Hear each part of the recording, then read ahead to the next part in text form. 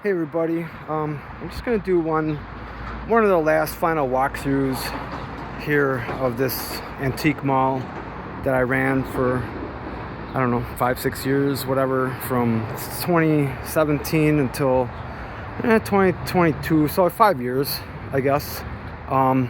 Moving out, got most of everything out of here. You can see there's quite a lot of square footage in here. All right, so let's start here. This kind of gives you an overview of the whole thing here. It's a big ass open space. This building actually was built as a hardware store back in the 70s. It was a True Value here, and so I kind of took it over. It was vacant for about 10 years, and then they got some guy in here, some goofball, and he was running it as a kind of like it wasn't a true antique mall. It was more like just a fucking junk store, a lot of junk. So I actually started renting from him for this little room right here for $200 a month. I started out in this very little room right here, and as the months and years went on, I took over more space, like, you know, for example, this area here, and then this area here, and we had a really good thing going, so we just kept expanding. And this was in the corner over here was the record department, so it was an antique mall, sort of say, but I had it set up more like a department store. So here's was the record department. Over here was the home decor and home goods area. Right now in this area here, from this corner of the shelf all the way, you see the bar over there, and where this cabinet comes here, and then around through here and in a circle, I had this huge structure built. I called it the Rotunda, which was, it was pretty badass, dude. I made this whole thing into something really great here, and too bad we couldn't keep it going. This was right here was where my retail desk was, where I would just sit here and wait for people to come and spend money. And this is the front door where they would enter, so they would come and see me right away as I'm sitting here. And and a lot of people when they come into a store, everybody's like, "Oh, hi," they greet you right away. I would not do that. I would just sit here and chill in the back in the corner. If they wanted to talk to me, so be it, and then I would let them approach me. I'm not this type of guy like you go to Jimmy John's or one of these particular type of places where, like, oh yeah, they're thirsty. They're just too freaking thirsty. You don't need to do that. You just let your customers come in and browse around and let them chill. So this was a huge area here. We had a fashion aisle along here. I had put an ad on Craigslist and got some fashion designers in here.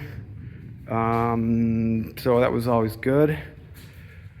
Got a bathroom here.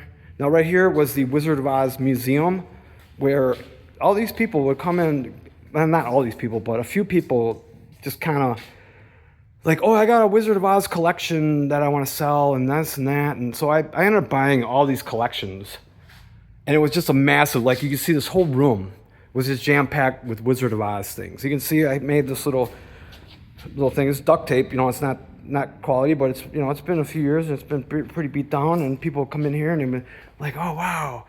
And so it was great. It was so much fun. People would come from miles around and be like, oh, I heard you have a Wizard of Oz museum. Oh yeah, it's right in there, ma'am.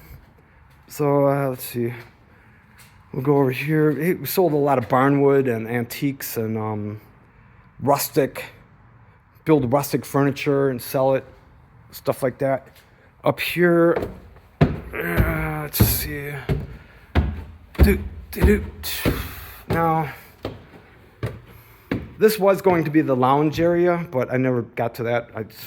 We never got that far, but this was a workspace and storage over here. Now, in this room here, we did a lot of music production.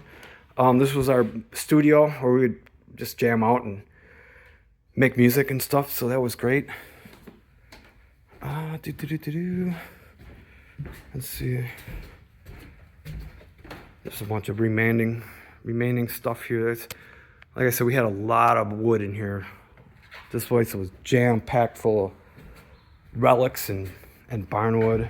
I tried to get away from the antique mall genre. I didn't really like, your typical antique mall where every vendor, every booth after booth that you walk and look at has, kind of the same stuff. And I just didn't want that. I wanted my place to be more of a department store. And if you want to come in and sell your Coca-Cola shit, or you want to do this or do that, you put it in the Coca-Cola area. You want records, you put it in the record area. You don't get your own booth, so to say. The only people that had booths were artists. True, true artists that made their own craft, made their own products. They could have their own booth. But anybody selling shit, like on consignment, no booth. Now, we had this back here was a, what do you call it? We had a wood shop back here. You can see down on the floor here, there's all these electrical connections where you could have a table saw sitting right here, some type of saw, and just hook it up to the electrical box, which is in the corner over there. And but after I moved out of here, they rented this space out to some kickboxers. And you can see all these boxing posters on the wall. And they were Puerto Rican and they were Mexicans. They have all these flags and everything. And, they'd be the type of guys that are strength training with throwing big tires around. And, the boxing, boxing punch bag hanging from here where they just knock the shit out of it, whatnot. But, they couldn't last either. It was just a weird situation here in this little hick town. It's a fucking ghost town after 5 o'clock. So, couldn't really get no foot traffic. Actually, I take that back. We did have some people stopping by. There was a little bit of foot traffic. But the problem was,